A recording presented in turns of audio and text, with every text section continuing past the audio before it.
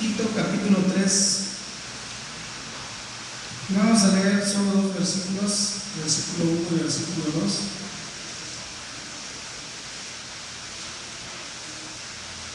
Tito capítulo 3, versículo 1 y 2. Vamos a leer juntos, dice así: recuérdales que se sujeten a los gobernantes y autoridades, que obedezcan, que estén dispuestos a toda buena obra, que a nadie difamen, que no sean pendencieros, sino amables, mostrando toda mansedumbre para con todos los hombres.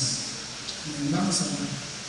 Señor, te damos muchas gracias nuevamente por esta bendición que nos das de estar aquí, de poder meditar en tu palabra.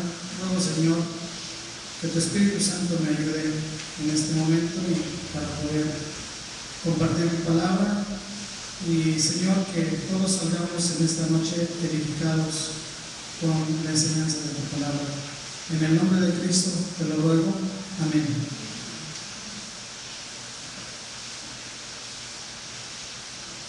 En la palabra de Dios encontramos muchas verdades muy remarcadas, y una de ellas es que todo aquel hombre cristiano, toda aquella persona que ha tenido la bendición de escuchar el Evangelio, de aceptar el Evangelio y a Cristo en su corazón, pues es transformado por el mismo Evangelio y hay un cambio en su vida muy especial. En su corazón hay una disposición, surge una disposición grande de poder agradar a Dios, de hacer la voluntad de Dios.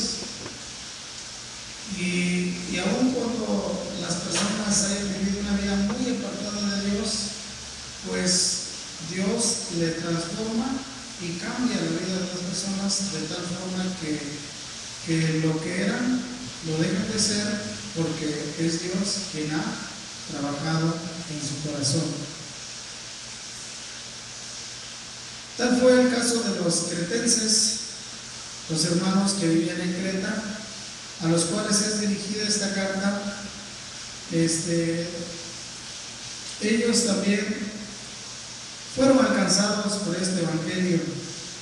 Su vida fue de alguna manera llena de la gracia de Dios, y aunque ellos eran personas, o todos de esa isla tenían un problema muy grande de pecado, y especialmente eran conocidos porque eran mentirosos, porque eran glotones, muy comelones, porque eran flojos. Aparte de eso, por comer mucho eran flojos, y tenían fama.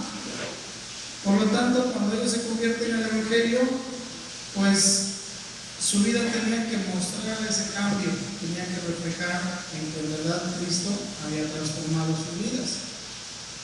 Y el apóstol Pablo, a través de Tito, trata más bien les exhorta o les anima a que muestren con su vida cambiada en Cristo, que muestren que Dios es real en su vida, que ha sido transformada, y les invita a dejar aquellas cosas malas y les invita a tomar las cosas buenas y hacerlas florecer de tal forma que a través de esa vida transformada pueda el Evangelio ser llevado y transmitido a toda la demás gente que no lo conoce.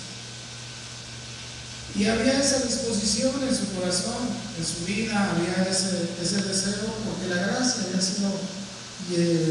había llegado a su vida, y por lo tanto ellos podían hacer esto. Entonces, en el capítulo 3 encontramos ahí especialmente algo importante en el capítulo 3, versículo 1, especialmente en el 2, donde estaremos viendo la exhortación de dejar algunas cosas y tomar otras, para poder a través de ello florecer en su vida cristiana. El título de este tema es la mansedumbre cristiana. Dice el versículo 1 de este pasaje: recuérdales que se sujeten a los gobernantes y autoridades. que obedezcan, que estén dispuestos a toda buena obra. Podemos ver en este versículo que hay una demanda de parte del apóstol Pablo, y especialmente la palabra cuando inicia diciendo recuérdales. Los seres humanos normalmente somos un poquito distraídos, olvidadizos, y más cuando se trata de las cosas espirituales. A lo mejor no somos olvidadizos cuando tenemos que cobrar a alguien, ¿verdad? Pero cuando se trata de las cosas espirituales, como que se nos olvida cuál es nuestra responsabilidad delante de Dios, de vivir esa vida que hemos hecho una entrega al Señor Jesucristo, y Él nos dice, mi vida es tuya, Señor, y ahora quiero vivir como tú me lo ordenas, tú eres mi Señor, tú eres el que gobierna mi vida. Entonces a veces se nos olvida. Por eso muchas veces a través de las predicaciones, a través de los mensajes, a través de la palabra se nos ha recordado cuál es nuestra responsabilidad en cuanto a nuestra vida y nuestra relación con Dios. Y dice en este versículo, recuérdales. ¿Qué tenían que recordarles? Que tienen que mostrar mansedumbre. ¿Cómo? Respetando las autoridades. Respetando las autoridades. Y como aquí dice en la segunda parte de este versículo, que estén dispuestos a toda buena obra, a hacer bien a su prójimo. Toda buena obra tiene que ver con el hacer el bien al prójimo. Así que son dos cosas donde tenían que mostrar su amor a Dios y su entrega a Dios es respetando a las autoridades y dar un buen trato a su prójimo a través de las buenas obras. Ellos tenían que mostrar mansedumbre, ellos tenían que mostrar esa virtud que le es dada a todo cristiano cuando entrega su vida a Cristo. Pero en el versículo 2 encontramos la exhortación. Dice este versículo, que a nadie difamen, que no sean pendecieros, sino amables, mostrando toda mansedumbre para con todos los hombres. La exhortación está en dos aspectos. Por una parte, son exhortados negativamente a dejar algunas cosas, y por otra parte son exhortados positivamente a tomar otras que son buenas, o hacer que esas buenas resalten más que las anteriores. Así que en cuanto a la exhortación y la parte que tiene que ver con la negativa, que lo encontramos en el versículo 2, dice que a nadie difamen, es uno, y que no sean pendencieros. Dos cosas importantes y dos áreas importantes donde el cristiano debe cuidar en su vida. Y en esa parte, cuando el apóstol está diciéndole a Tito que les recuerde y que hagan esto, es que guarden su lengua y que cuiden sus manos.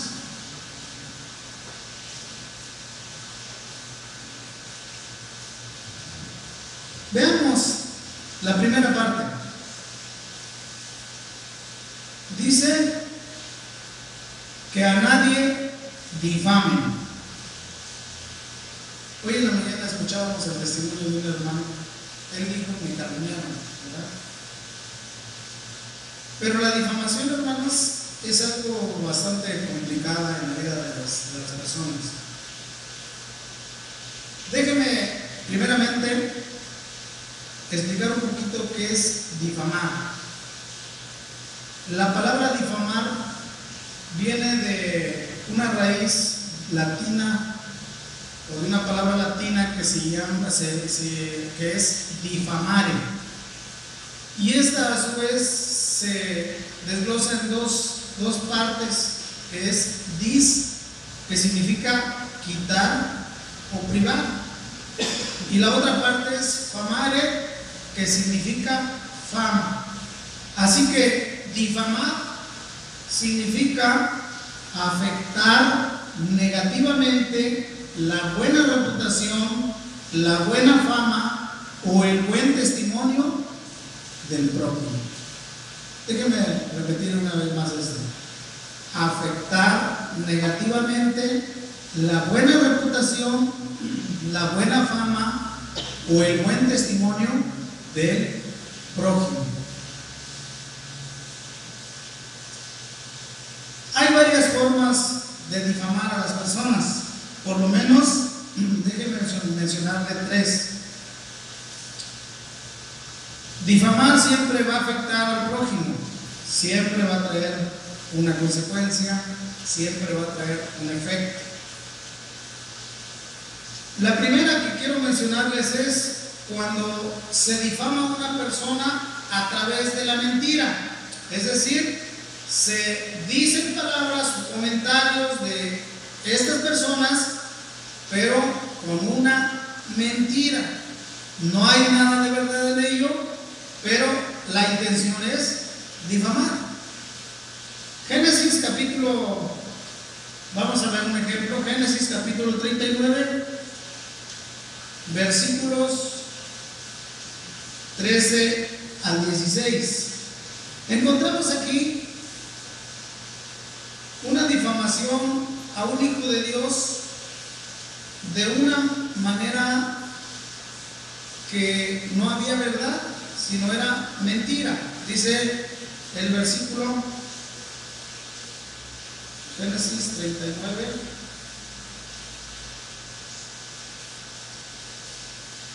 Discúlpenme que esta Biblia se me pega las hojitas delgadas, pero es que sí están muy delgadas.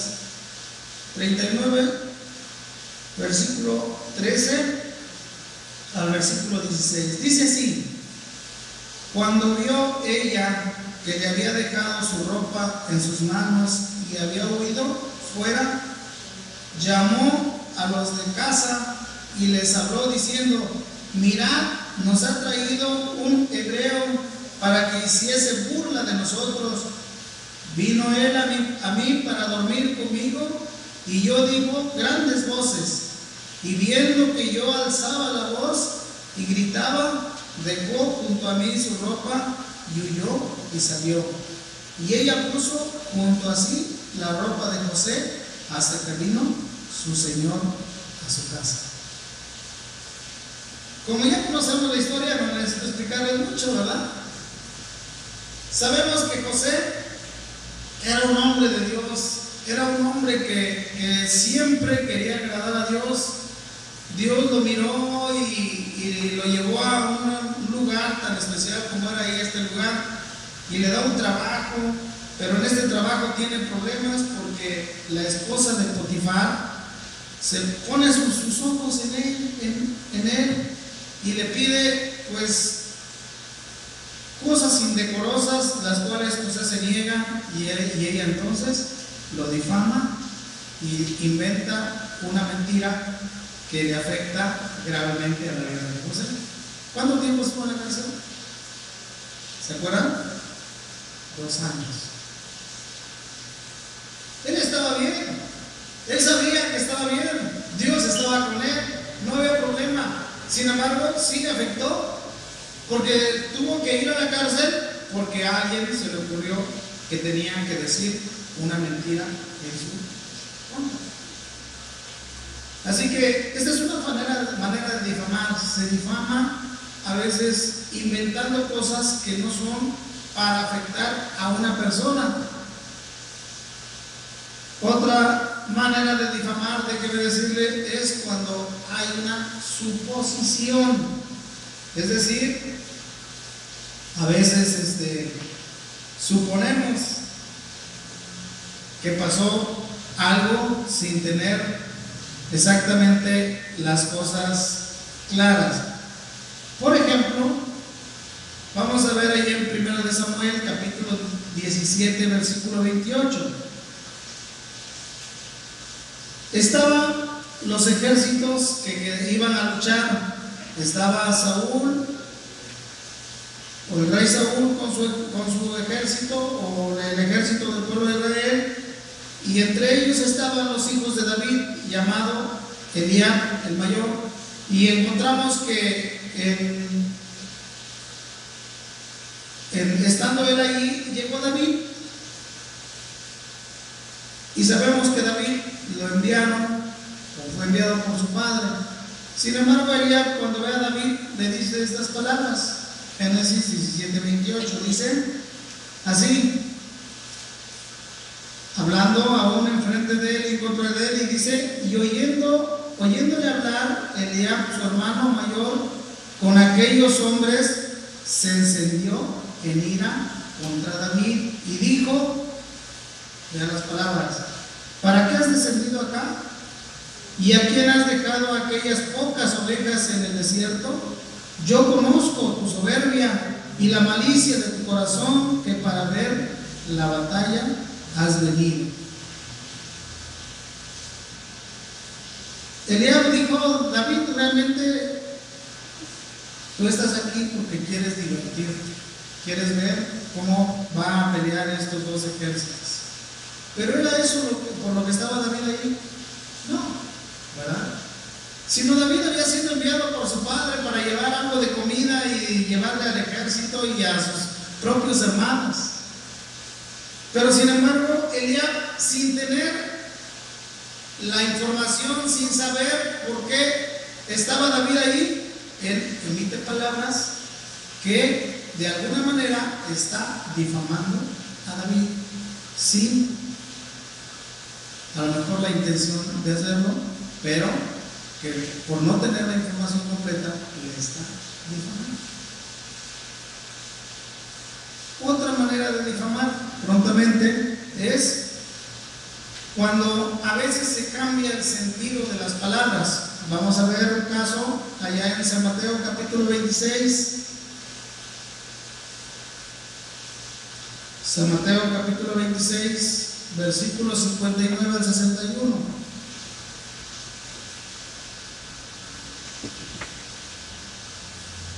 Mateo 26, 59 al 61.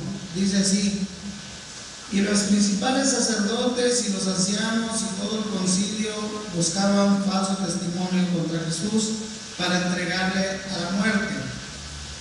Y no lo hallaron, aunque muchos testigos falsos se presentaban. Pero al fin vinieron dos testigos falsos que dijeron: este dijo, puedo derribar el templo de Dios y en 3 días reedificarlo. Cuando el Señor Jesús hablaba de estas palabras, que sí las dijo, sí las expresó, no se refería al templo en sí material, sino se refería a su propio cuerpo, como nos lo enseña allá en el Evangelio de San Juan capítulo 2 versículo 21. San Juan capítulo 2 versículo 21, encontramos que la palabra de Dios nos dice que no se refería al templo, sino se refería a su propio cuerpo, que estaría en la tumba y que sería resucitado. Dice el versículo 21, mas él hablaba del templo de su cuerpo. Entonces, de alguna manera el Señor fue acusado por los fariseos, fue acusado por estos testigos con algunas palabras que él dijo, pero que las palabras que él dijo no tenían el sentido que ellos le dieron, y por lo tanto, pues de esta manera le difamaron y le afectaron. Pero volviendo a nuestro pasaje, ¿verdad? Encontramos que el apóstol Pablo, a través de Timoteo, dice: hermanos, en la vida cristiana y en los hijos de Dios es bueno,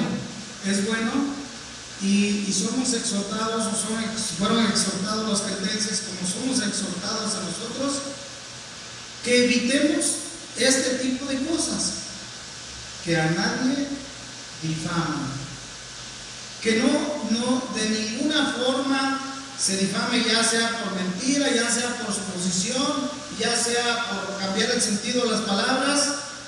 Dice el Señor que evitemos todo ese tipo de cosas que no son buenas ni da testimonio de que conocemos al Señor. Y como decía, lo podemos hacer. ¿Por qué? La exhortación es que sí podemos, porque en nosotros ha llegado la gracia de Dios, en nuestro corazón hay disposición, y por lo tanto esa disposición nos lleva a obedecer a Dios. Y los cretenses tenían que cambiar en su vida era transformada, y tenían que dejar esto, como nosotros también tenemos que evitar estas cosas que de una u otra manera afecta a nuestro prójimo de una manera muy grave. Ya pudimos ver ahí varios casos donde las personas difamadas fueron afectadas. Pero la otra parte, hablando de esto, la otra parte es, hablando de lo negativo, es que, dice el versículo, que no sean pendencieros. Versículo 2, perdón. Dice que no sean pendencieros. Esta es la otra parte. ¿Qué es una persona pendenciera? Pues es una persona que le gusta pelear, ¿verdad? Es una persona que le gustan los problemas, que le gustan los pleitos, que le gusta resolver todo a base, a veces, de golpes. Y yo no sé si usted ha estado con alguna persona de esas, pero la verdad que es incómodo cuando uno va con alguien así. Por ejemplo, si uno va en el coche y uno lleva a una persona de estas, y alguien por ahí se atravesó o nos ofendió o nos dijo algo, y esta persona que es pleitista pues se quiere bajar y arreglar esto, pero en el momento. Proverbios dice: evita juntarte con personas que son así, porque se te pueden pegar sus malas costumbres. Yo no sé si aquí hay hermanos muy peleoneros, pero dice que no haga eso, que quitemos eso, que apartemos eso de nuestra vida. Así que un hombre pendenciero es un hombre contencioso, es uno que le gusta mucho el pleito. Y la exhortación a nosotros o a los cretenses en su tiempo es que ningún cristiano debe envolverse en asuntos que le pongan en contra de la concordia y la unidad en el medio donde él vive. Yo no sé, pero yo le quiero decir que si usted tiene vecinos y lo conocen como una persona que es peleonera y usted profesa ser cristiano, no está haciendo de muy buen testimonio. Y es lo que el apóstol está diciendo: que ellos quiten eso de su vida, que dejen eso. Si lo eran, evítenlo, evitemos eso. Y ahí encontramos tenemos a lo mejor conocimiento de algunos personajes de la vida artística, que son así, muy pleitistas, muy peleoneros, o de otros médicos que son personas que les gusta resolver todo a lo mejor peleando. Entonces la exhortación es: hermanos, como dice aquí, enséñales, recuérdales que esto es bueno, que a nadie difamen y que no sean pendencieros. Esta es la forma de exhortarnos de una manera negativa, invitarnos a dejar aquello que para nada edifica, que no trae nada bueno para nuestra vida ni para la vida de los que nos rodean. Nuestro prójimo no es edificado ni es motivado a seguir a Cristo con esta actitud de cristiano. Y si Cristo está en nuestra vida, pues tenemos esa capacidad de poder cambiar, porque Él está transformando nuestra vida. Pero pasemos a la otra parte. También la exhortación tiene que ver con la parte positiva. Y en la parte positiva dice ahí en el versículo 2: sino amables, mostrando toda mansedumbre para con todos los hombres. Lo primero es que sean amables. Eso sí, que no sean difamadores, que no sean peleoneros, sino que sean amables, o que seamos amables. Y la palabra amable tiene que ver con aquella persona que es suave, que es flexible, que es dócil, pero a la vez que es moderado. Y no quiero decir que una persona amable es una persona que es suave y que pues en todo dice sí. Sí, es una persona moderada, una persona que piensa en los demás y en las debilidades humanas que todos tenemos. Cuando el apóstol está diciendo que dejen esto y que sí sean así, es como decir, pues que quiten eso malo y que dejen que lo bueno crezca y lo vean todos los demás. Mire que hace unos días le pedí a un señor que chapeara ahí todo el terreno porque ya me había ganado el monte. Y tengo unas plantas que se llaman bromelias y tienen una flor muy bonita roja, pero como estaban dentro del monte no se ven y son muy bonitas. Si un día me visitan, se les voy a enseñar. Entonces, pues ya limpiaron el terreno, chapearon, quitaron todo y ahora los veo a cada rato y de veras que da gusto verlos. ¿Por qué? Porque está limpio, se quitó lo que estorbaba, se quitó lo que no servía y se dejó aquello que ahí está bien, está floreando, está viva y que al quitar todo lo demás ahora es visible y todos los que van o los que pueden ir lo van a ver que ahí está. Así es la vida del cristiano. Quita aquello malo, todo aquello que estorba, todo aquello que no deja ver lo que Dios ha hecho en tu vida y deja que aquello que Dios ha dejado, que ha hecho en tu vida florezca y se vea como lo hermoso que es. Y en este caso es la amabilidad.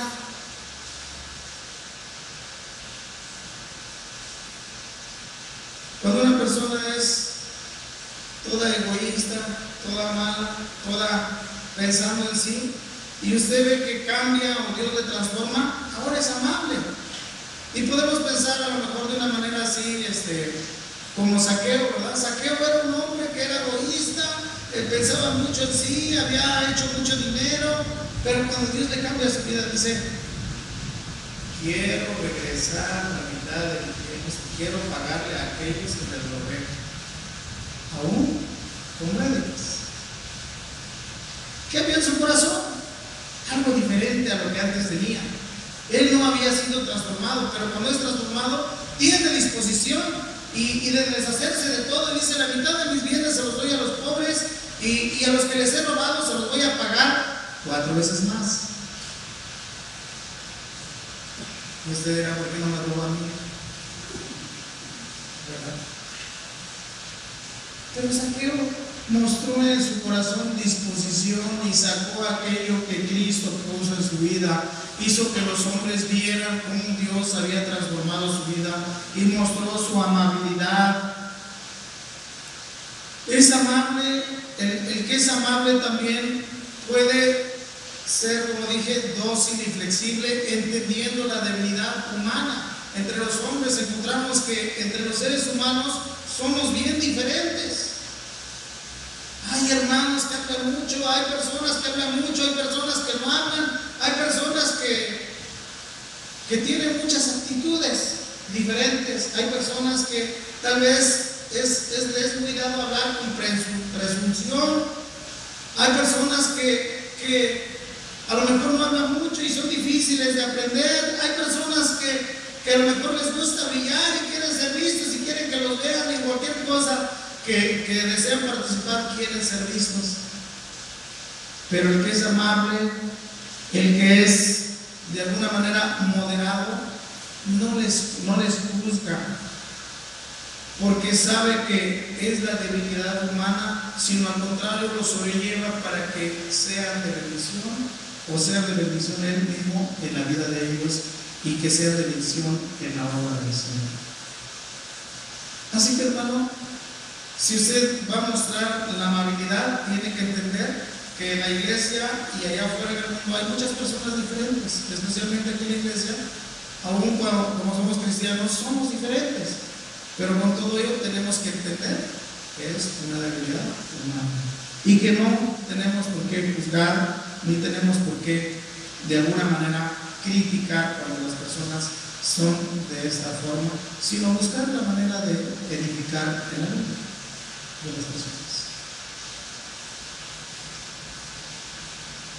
¿Qué es lo que hace que la persona sea así? ¿Qué es lo que motiva en su corazón?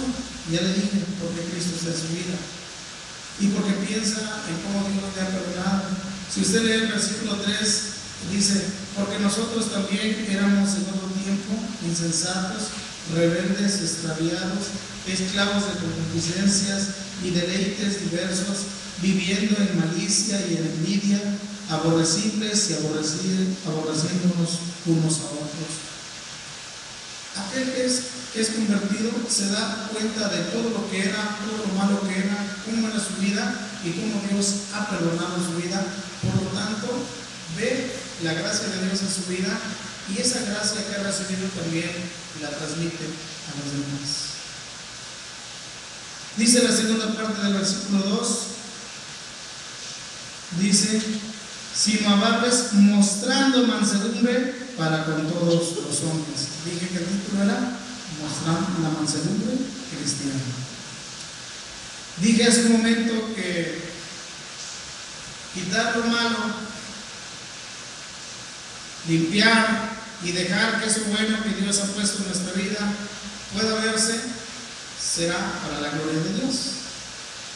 Y en nuestra vida somos, como dice Pablo, cartas abiertas, donde el mundo puede conocernos tal cual somos. Su vida es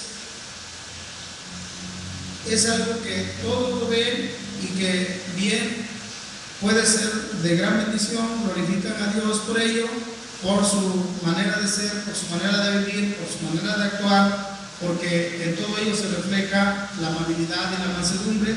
Tiene que ver en las palabras, tiene que ver en los tratos, tiene que ver en la forma de proceder en las cosas, en la justicia con lo que uno se desempeña o se desarrolla con los demás, siendo justos, tratando con justicia a las personas. Y es ahí donde la amabilidad y la mansedumbre se ha de mostrar, porque es algo que Dios nos ha dado y que lo tenemos que exhibir y lo tenemos que mostrar. Dice ahí en Colosenses capítulo 3, versículo 12. Colosenses 3, 12.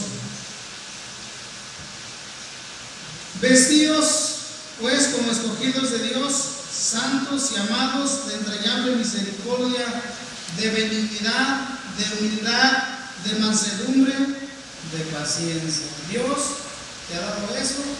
Esa es tu vestimenta, esa es tu ropa, eso es lo que hermosea tu vida, tu andar diario. Esas características, esas virtudes que solamente vienen del Señor. Así que, hermanos, en la palabra de Dios nos enseña cómo podemos nosotros mostrar esa mansedumbre, quitando algunas cosas que pueden estorbar y haciendo que otras puedan brillar. Dice Proverbios, hablando de la mansedumbre, dice Proverbios capítulo 16, versículo 32. Déjeme leerle Proverbios 16, 32.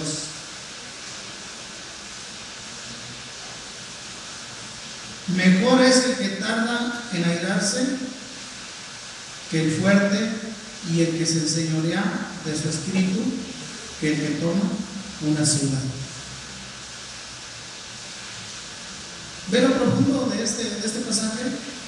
Mejor es el que tarda en airarse que el fuerte, y el que se enseñorea de su espíritu que el que toma una ciudad. El control, lo moderado que puede ser una persona persona que quiere mostrar mansedumbre, una persona que quiere mostrar amabilidad, siempre tendrá un control en sus reacciones, en su vida. Siempre tenderá a ser moderado en todo lo que va a decir. Y en este caso, pues es mucho mejor, como dice.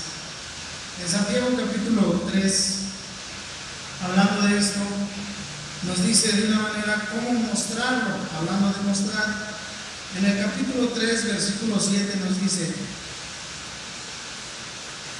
habla de la lucha que tenemos y los problemas que tenemos y lo que nos está diciendo allá Tito, que dejemos, dice así, capítulo 3, versículo 7, porque toda naturaleza de bestia y de aves y de serpientes y de seres del mar se doman y ha sido domada por la naturaleza humana.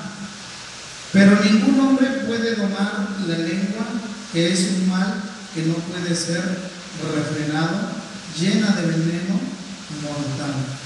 Habla de un problema ahí, ¿verdad? Por lo cual deseamos que debemos de cuidar y evitar y dejar. Pero versículo 13 dice, ¿quién es sabio y entendido entre vosotros? Muestre por la buena conducta sus obras en sabia mansedumbre. ¿Cómo lo ha de mostrar? Dice, por su buena conducta, muestre sus obras en sabia mansedumbre. Así que nosotros somos llamados a quitar lo que estorba y a sacar lo que Dios ha puesto y a través de nuestra conducta reflejar, mostrar nuestra vestimenta que Dios nos ha dado y de esta manera glorificar a nuestro Dios. Hermanos, ¿qué sacamos de todo esto y de ver de esta exhortación? Pues creo que todos entendemos claramente lo que esto significa. De una manera o de otra, hermanos, todos hemos ofendido. Todos en alguna forma hemos difamado. No podemos decir que no hemos expresado palabras de algunas personas, y lo cual en la palabra del Señor nos dice que lo quitemos, ya sea que lo hayamos hecho intencional o no intencionalmente, pero hemos ofendido. Y el haberlo hecho, la palabra del Señor nos dice que no está bien y que es pecado. Por lo tanto, nos anima a que nos arrepintamos, a que pidamos perdón a Dios y que si hemos hecho esto, pues que evitemos hacerlo, sabiendo que cuando nosotros le pedimos al Señor perdón, pues Dios nos limpia de todo pecado y nos hace de alguna manera que nuestra vida se pueda ver por todos los hombres diferente. Una vida limpia cuando usted está bien con Dios, cuando usted está en comunión con Dios, cuando usted tiene esa relación con Dios, las demás personas lo pueden percibir, las demás personas lo pueden ver y las demás personas pueden acercarse al Señor.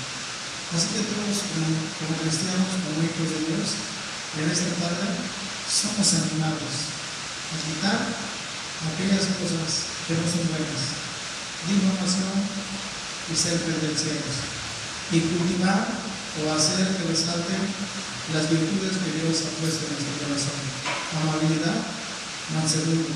Esto debe mostrarse a todos los hombres en nuestro proceder, en nuestra conducta, en nuestra vida cotidiana, diariamente, que el Señor sea glorificado a través de él. Que Dios les bendiga, hermanos.